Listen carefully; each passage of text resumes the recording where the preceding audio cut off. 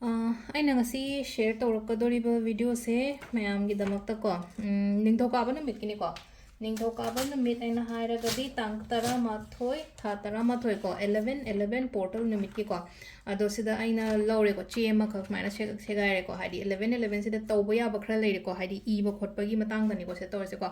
ꯑꯗꯣ ꯉꯁꯥꯏꯒꯤ 11/11 ꯄꯣꯔꯇꯜꯁꯦ ꯈ꯭ꯋꯥꯏꯗꯒꯤ ꯁ꯭ꯇ꯭ꯔꯣꯡꯒꯦꯁ ꯄꯣꯔꯇꯜꯅꯦꯀꯣ ꯍꯥꯏꯗꯤ ꯃꯌꯥꯝ ꯍꯥꯏꯗꯤ ꯉꯁꯥꯏ 1/1 ꯄꯣꯔꯇꯜ 2/2 ꯄꯣꯔꯇꯜ 3/3 ꯄꯣꯔꯇꯜ ꯍꯥꯏꯗꯤ ꯆꯍꯤ ꯍꯥꯏꯗꯤ ꯊꯥ ꯈꯨꯗꯤꯡꯒꯤ ꯑꯗꯨꯃꯥꯏꯅ ꯂꯥꯛꯏꯅꯀꯣ ꯄꯣꯔꯇꯜꯁꯦ ꯑꯗꯨꯝ ꯑꯩꯈꯣꯏꯅ 8/8 ꯇꯧꯈꯤ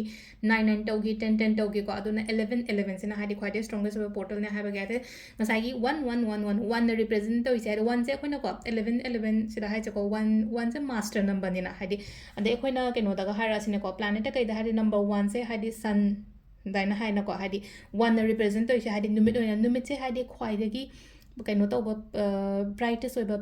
ꯄ꯭ꯂꯥꯅꯦꯠ ꯍꯦꯟꯅ ꯍꯥꯏꯀꯣ ꯑꯦꯁꯇ꯭ꯔꯣꯂꯣꯖꯤꯗ ꯄ꯭ꯂꯥꯅꯦꯠꯀꯤ ꯉꯁꯥꯏꯒꯤ ꯑꯩꯈꯣꯏꯒꯤ ꯃꯔꯀꯔꯤ ꯚꯤꯅꯁ ꯑꯥꯔꯠ ꯃꯥꯔꯗ ꯍꯥꯏꯗꯤ ꯀꯩꯅꯣ ꯇꯧꯗ ꯑꯗꯣ ꯁꯟꯒ ꯃꯨꯟꯒꯤ ꯀꯩꯅꯣꯁꯤꯁꯨ ꯍꯥꯏꯇꯥꯔꯦꯀꯣ ꯑꯦꯁꯇ꯭ꯔꯣꯂꯣꯖꯤꯗꯗꯤ ꯑꯩꯈꯣꯏꯅ ꯍꯥꯏꯗꯤ ꯁꯟꯁꯨ ꯑꯗꯨꯒ ꯀꯩꯅꯣꯁꯨ ꯍꯥꯏꯗꯤ ꯄ꯭ꯂꯥꯅꯦꯠꯀꯤ ꯀꯦꯇꯦꯒꯣꯔꯤꯗ ꯑꯗꯨꯃꯥꯏꯅ ꯑꯗꯨꯝ ꯍꯥꯞꯄꯦꯀꯣ ꯑꯗꯨꯗꯨꯅ ꯈ꯭ꯋꯥꯏꯗꯒꯤ ꯀꯩꯅꯣ ꯇꯧꯕ ꯄ꯭ꯂꯥꯅꯦꯠ ꯑꯣꯏꯅꯀꯣ ꯈ꯭ꯋꯥꯏꯗꯒꯤ ꯁ꯭ꯇ꯭ꯔꯣꯡꯒꯦꯁ ꯈ꯭ꯋꯥꯏꯗꯒꯤ ꯕ꯭ꯔꯥꯏꯇꯦꯁ ꯑꯣꯏꯕ ꯄ꯭ꯂꯥꯅꯦꯠ ꯑꯣꯏꯕꯅꯤꯅ ꯅꯝꯕꯔ 1ꯁꯦ ꯐꯩꯌꯦꯕ ꯌꯥꯝꯅ ꯅꯣꯡꯃꯥꯏꯖꯤꯡ ꯄꯣꯛꯄ ꯃꯤ ꯀꯥꯏ ꯃꯤꯀꯣꯛ ꯑꯗꯨꯝ ꯊꯣꯡꯗ꯭ꯔꯥ ꯁꯝꯅ ꯍꯥꯏꯕꯗ ꯑꯗꯨꯗꯨꯅ ꯍꯥꯏꯗꯤ 1 ꯅꯝꯕꯔꯁꯦ ꯌꯥꯝ ꯐꯩ ꯑꯗꯨꯅ ꯁꯤꯒꯤ ꯅꯨꯃꯤꯠꯁꯤꯗꯀꯣ ꯍꯥꯏꯗꯤ ꯑꯩꯒꯤ 2025ꯁꯦ ꯍꯥꯏꯇꯥꯔꯦꯀꯣ ꯑꯩꯈꯣꯏꯅ ꯏꯁꯥꯗꯁꯨ ꯌꯥꯝ ꯂꯩꯀꯣ ꯍꯥꯏꯗꯤ ꯉꯁꯤꯒꯤ ꯅꯨꯃꯤꯠ ꯍꯥꯏꯇꯥꯔꯦꯀꯣ ꯇꯥꯡ 11 ꯊꯥ 11 ꯁꯤꯗ ꯑꯩꯈꯣꯏꯅ ꯃꯆꯥ ꯈꯔ ꯇꯧꯕ ꯃꯇꯝꯗ ꯍꯥꯏꯗꯤ ꯂꯥꯛꯏꯕ 25ꯁꯤꯁꯨ ꯐꯍꯟꯒꯦ ꯐꯍꯜꯂꯣꯏ ꯑꯩꯈꯣꯏꯗꯁꯨ ꯌꯥꯝꯅ ꯂꯩꯔꯦꯕ ꯊꯥꯖꯕꯒꯤ ꯃꯇꯨꯡ ꯏꯟꯅꯀꯣ ꯑꯗꯨꯗꯨꯅ ꯚꯤꯗꯤꯑꯣꯁꯨ ꯁꯦꯌꯔ ꯇꯧꯕꯤꯔꯣ ꯃꯌꯥꯝ ꯑꯩꯒꯤ ꯅꯤꯌꯔ ꯑꯦꯟ ꯗꯤꯌꯔ ꯋꯥꯟ ꯍꯥꯏꯅ ꯍꯥꯏꯔꯁꯤꯅꯦꯀꯣ ꯑꯩꯒꯤ ꯅꯤꯌꯔ ꯑꯦꯟ ꯗꯤꯌꯔ ꯋꯥꯟ ꯍꯥꯏꯅ ꯍꯥꯏꯔꯒꯗꯤ ꯑꯩꯒꯤ ꯏꯆꯤꯟ ꯏꯅꯥꯎ ꯑꯣꯏꯔో ꯑꯩꯒꯤ ꯕꯦꯁ ꯐ꯭ꯔꯦꯟ ꯑꯣꯏꯔꯣ ꯑꯃ ꯑꯣꯏꯔꯣꯒ ꯍꯥꯏꯗꯤ ꯑꯩꯅ ꯊꯥꯕ ꯃꯇꯝꯗ ꯇꯧꯒꯅꯤꯅ ꯈꯟꯕ ꯃꯤꯉꯩꯗꯣ ꯅꯠꯇ꯭ꯔꯗꯤ ꯍꯥꯏꯗꯤ ꯇꯧꯔꯣꯏꯗꯕ ꯅꯠꯇ꯭ꯔꯒ ꯍꯥꯏꯗꯤ ꯌꯥꯝꯅ ꯁꯨꯝ ꯊꯋꯥ ꯁꯥꯗꯕ ꯃꯤꯁꯨ ꯑꯗꯨꯝ ꯂꯩꯅꯀꯣ ꯍꯥꯏꯗꯤ ꯕꯤꯂꯤꯐ ꯇꯧꯗꯕ ꯁꯤꯒꯨꯝꯕ ꯄꯣꯠ ꯃꯌꯥꯝꯁꯤꯗ ꯑꯗꯨꯝꯕ ꯃꯤꯗꯩ ꯇꯧꯒꯅꯨꯀꯣ ꯑꯗꯨꯒ ꯍꯥꯏꯗꯤ ꯑꯩꯅ ꯊꯥꯖꯕ ꯃꯤ ꯑꯩꯅ ꯁꯤ ꯇꯧꯕ ꯃꯇꯝꯗ ꯃꯥꯁꯨ ꯐꯣꯂꯣ ꯇꯧꯗꯧ ꯃꯥꯜꯂꯦ ꯑꯗꯨ ꯍꯥꯏꯔꯗꯤ ꯑꯗꯨꯃꯥꯏꯅꯗꯤ ꯁꯦꯌꯔ ꯇꯧꯕꯤꯌꯣꯀꯣ ꯑꯗꯨ ꯅꯠꯇꯕꯗꯗꯤ ꯇꯧꯕꯤꯒꯅꯨꯀꯣ ꯑꯩ ꯁꯤꯗꯁꯨ ꯆꯦ ꯑꯃ ꯂꯧꯔꯦꯀꯣ ꯆꯦ ꯑꯃ ꯂꯧꯔꯒ ꯆꯦꯁꯦ ꯀꯩꯅꯣ ꯇꯧꯁꯦ ꯃꯄꯥꯟꯁꯦ ꯂꯣꯏ ꯁꯦꯠꯇꯠꯄꯤꯌꯣ ꯑꯩ ꯁꯨꯃꯥꯏꯅ ꯍꯥꯏꯐꯦꯠ ꯊꯨꯞꯆꯜꯂꯦꯀꯣ ꯁꯦꯠꯇꯠꯄ ꯅꯨꯡꯉꯥꯏꯅꯕ ꯍꯥꯏꯅ ꯃꯄꯥꯟꯁꯦꯀꯣ ꯑꯩꯈꯣꯏꯅ ꯖꯤꯛ ꯖꯦꯛ ꯑꯣꯏꯍꯟꯁꯦꯕ ꯍꯥꯏꯗꯤ ꯉꯁꯥꯏꯒꯤ ꯀꯥꯇꯤꯅ ꯆꯞꯄ ꯅꯠꯇ꯭ꯔꯒ ꯍꯥꯏꯗꯤ ꯀꯩꯅꯣ ꯇꯧꯕꯩ ꯃꯍꯨꯠꯇꯀꯣ ꯆꯦꯁꯦ ꯁꯨꯃꯥꯏꯅ ꯂꯣꯏꯅꯃꯛ ꯁꯦꯠꯇꯠꯄꯤꯔꯁꯦꯀꯣ ꯍꯥꯏꯗꯤ ꯃꯥꯒꯤ ꯁꯥꯏꯠ ꯃꯔꯤꯁꯦꯀꯣ ꯁꯥꯏꯠ ꯃꯔꯤꯁꯦ ꯂꯣꯏꯅ ꯁꯦꯠꯇꯠꯂꯁꯦ ꯕ꯭ꯂꯨ ꯀꯂꯔ ꯏꯒꯦꯔꯥ ꯒ꯭ꯔꯤꯟ ꯏꯒꯦꯔꯥ ꯔꯦꯗ ꯏꯒꯦꯔꯥ ꯄꯦꯟ ꯃꯆꯨꯀꯣ ꯁꯤꯗ ꯑꯩꯅ ꯍꯟꯖꯟ ꯍꯥꯏꯔ ꯃꯇꯨꯡꯗ ꯑꯩꯅ ꯕ꯭ꯂꯦꯛꯅ ꯏꯒꯔꯦ ꯀꯃꯥꯏꯅ ꯌꯥꯒꯗ꯭ꯔꯥꯅ ꯍꯪꯉꯛꯄ ꯌꯥꯎꯋꯦꯕꯀꯣ ꯌꯥꯔꯣꯏꯀꯣ ꯕ꯭ꯂꯦꯛꯅ ꯏꯒꯗꯕ ꯅꯠꯇꯦꯀꯣ ꯑꯩꯈꯣꯏꯅ ꯑꯄꯥꯝꯕ ꯄꯣꯠ ꯑꯃ ꯇꯧꯕ ꯃꯇꯝꯗ ꯕ꯭ꯂꯦꯛꯅ ꯏꯒꯅꯨꯀꯣ ꯁꯤꯗ ꯑꯩꯅ ꯍꯧꯕ ꯃꯇꯝꯗ ꯑꯗꯨꯝ ꯍꯥꯏꯀꯣ ꯕ꯭ꯂꯦꯛ ꯏꯒꯅꯣ ꯑꯗꯣ ꯂꯥꯁꯇ ꯕ꯭ꯂꯦꯛꯅ ꯏꯒꯔꯦ ꯀꯃꯥꯏꯅ ꯇꯧꯅꯤꯅ ꯍꯪꯉꯛꯄ ꯌꯥꯏ ꯑꯗꯨꯅ ꯕ꯭ꯂꯦꯛꯅ ꯏꯒꯅꯣ ꯕ꯭ꯂꯨ ꯁꯤꯟꯅꯕ ꯌꯥꯏ ꯔꯦꯗ ꯁꯤꯟꯅꯕ ꯌꯥꯏ ꯒ꯭ꯔꯤꯟ ꯁꯤꯟꯅꯕ ꯌꯥꯏꯀꯣ ꯑꯗꯣ ꯁꯤꯗ ꯉꯁꯤꯒꯤ ꯅꯨꯃꯤꯠꯁꯤꯗ ꯑꯩꯈꯣꯏꯅ ꯏꯒꯗꯕꯁꯦ ꯀꯩꯅꯣ ꯍꯥꯏꯗꯤ ꯋꯤꯁ 11 ꯏꯕ ꯌꯥꯏꯀꯣ ꯋꯤꯁ 11 ꯍꯥꯏꯔꯒꯗꯤ ꯃꯊꯪꯒꯤ ꯂꯥꯛꯀꯗꯣꯔꯤꯕ 2025ꯁꯤꯗ ꯑꯩꯅ ꯈꯜꯂꯤꯕ ꯑꯩꯅ ꯅꯤꯡꯉꯤꯕꯅ ꯍꯥꯏꯔꯁꯨ ꯈꯔ ꯑꯃꯅ ꯍꯥꯏꯗꯤ ꯑꯦꯛꯖꯥꯝꯒꯤ ꯈꯜꯂꯝꯕ ꯌꯥꯏ ꯈꯔ ꯑꯃꯅ ꯍꯥꯏꯗꯤ ꯊꯕꯛꯀꯤ ꯈꯜꯂꯝꯕ ꯌꯥꯏ ꯈꯔ ꯑꯃ ꯌꯨꯝ ꯁꯥꯒꯦꯅ ꯈꯜꯂꯝꯕ ꯌꯥꯏ ꯅꯠꯇꯕꯤꯗ ꯂꯣꯏꯅꯃꯛ ꯂꯩꯅꯀꯣ ꯑꯩꯁꯨ ꯊꯕꯛꯀꯤꯁꯨ ꯀꯩꯅꯣꯁꯨ ꯑꯗꯒꯤ ꯔꯤꯂꯦꯁꯟꯁꯤꯞ ꯐꯍꯟꯒꯦ ꯍꯛꯆꯥꯡ ꯐꯍꯟꯒꯦ ꯅꯠꯇ꯭ꯔꯒ ꯍꯥꯏꯗꯤ ꯁꯤꯃ ꯐꯅꯤꯡꯉꯦ ꯑꯩꯒꯤ ꯕꯤꯖꯅꯦꯁ ꯒ꯭ꯔꯣꯊ ꯐꯖꯅ ꯂꯩꯍꯟꯅꯤꯡꯉꯦ ꯍꯥꯏꯗꯤ ꯉꯁꯥꯏꯒꯤ ꯃꯤꯒꯤ ꯋꯤꯁ ꯃꯌꯥꯝꯁꯦ ꯂꯣꯏꯅ ꯇꯣꯉꯥꯟꯕ ꯑꯣꯏꯕꯅꯤꯅꯀꯣ ꯑꯗꯣ 11 ꯀꯣ ꯐꯖꯅ ꯈꯟꯊꯔꯒ 11ꯒꯨꯝꯕ ꯏꯕꯤꯌꯨꯀꯣ ꯍꯥꯏꯗꯤ ꯑꯩꯒꯤ ꯑꯣꯏꯅ ꯍꯥꯏꯗꯤ ꯑꯩ ꯏꯆꯥꯒꯤ ꯑꯣꯏꯔꯣ ꯑꯩꯒꯤ ꯍꯁꯕꯦꯟꯒꯤ ꯑꯣꯏꯔో ꯑꯩ ꯍꯁꯕꯦꯟ ꯊꯕꯛ ꯐꯖꯅ ꯇꯧꯔꯦ ꯃꯥꯒꯤ ꯕꯤꯖꯅꯦꯁ ꯐꯖꯅ ꯔꯟ ꯀꯩꯅꯣ ꯇꯧꯔꯦ ꯈꯣꯠꯂꯦ ꯍꯥꯏꯕꯅꯆꯤꯡꯕ ꯑꯉꯥꯡ ꯂꯥꯏꯔꯤꯛ ꯐꯔꯦ ꯈꯣꯠꯂꯦ ꯍꯥꯏꯕꯅꯆꯤꯡꯕ ꯁꯤꯒꯨꯝꯕ ꯃꯌꯥꯝꯁꯦ ꯑꯗꯒꯤ ꯄꯦꯔꯦꯟꯁ ꯍꯥꯏꯔꯤꯁꯤꯅ ꯑꯩꯒꯤ ꯄꯦꯔꯦꯟꯁꯀꯤꯗꯃꯛꯇ ꯍꯥꯏꯗꯤ ꯑꯩꯈꯣꯏꯒꯤ ꯏꯃꯥ ꯕꯕꯥꯒꯤ ꯍꯛꯆꯥꯡ ꯌꯥꯝ ꯐꯩꯌꯦ ꯈꯣꯠꯂꯦꯅ ꯑꯗꯨꯝꯕ ꯐꯥꯎꯕ ꯏꯕ ꯌꯥꯏꯕ 11 ꯁꯨꯗ꯭ꯔꯗꯤ ꯌꯥꯗꯕ ꯍꯥꯏꯗꯤ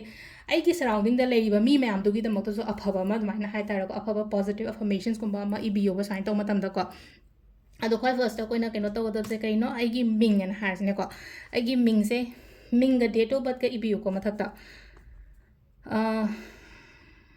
ꯊꯣꯏꯕꯤꯅ ꯍꯥꯏꯔꯁꯦꯕ ꯁꯤꯗꯀꯣ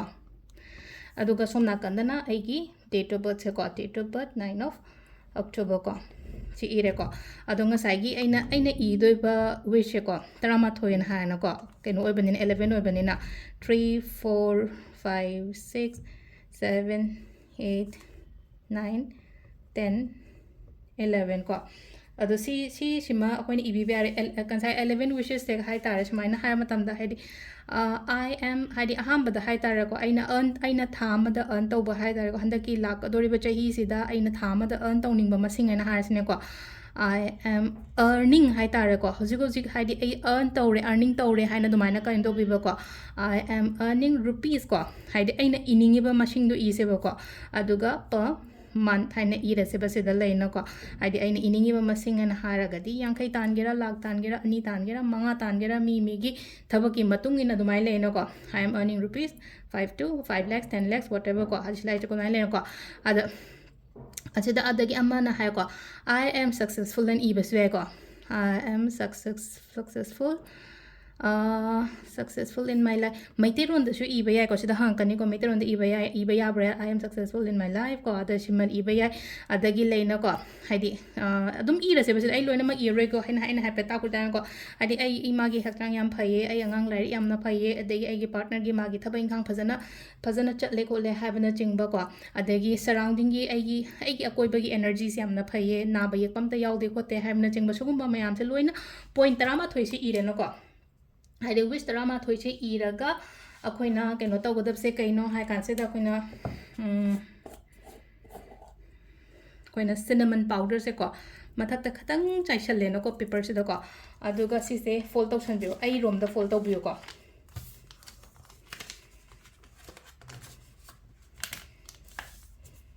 ai rom da fold taw bio aduga si se koina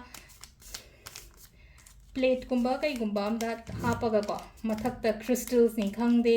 crystals hairaga dile citrine ni khangde natraga khoina pirate kumba leiba khotpa oiro ko natraga na khoigi khwaidi phabadi hadi turtle gumbai makhala thamba je ko hadi crystal turtle gumbai ge dumaina ma leire ko natraga khoina wish turtle lei kai khalladi hadi wish turtle sida hape dana ko moonlight hanagi wish ma'am am su yauri ai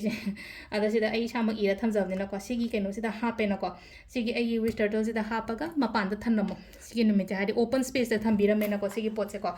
open space da thanamani aduga khoina tawgadab se kaino ha kan sida mathangi numit thoktrine da loksale antra ahin da lokso juga sukai di ko punga mani thamaga sigi pot se akoina loksalaga aigi adum aigi workplace ni khangde natraga aigi upu manung da ni khangde amani khangde ko adumai tawraga hadi aigi wish turtle se da hapaga ju thambira su yai ko adu natraga na hadi loina ma ha amta leite na khalla se ba aina ngai hadi mapan thang dukuma tamde crystals kumba magi makha da thambiyo ko hadi energies to hai tar ko ngai phangna bagi damak da ko aduma leire aduga sima leire ko aduga ama so muk tawba yai ko ina macha ko yam ka haina sang ba khotpa keno taw bana tabida ko sidum pick tak na ai kenom sem ke ko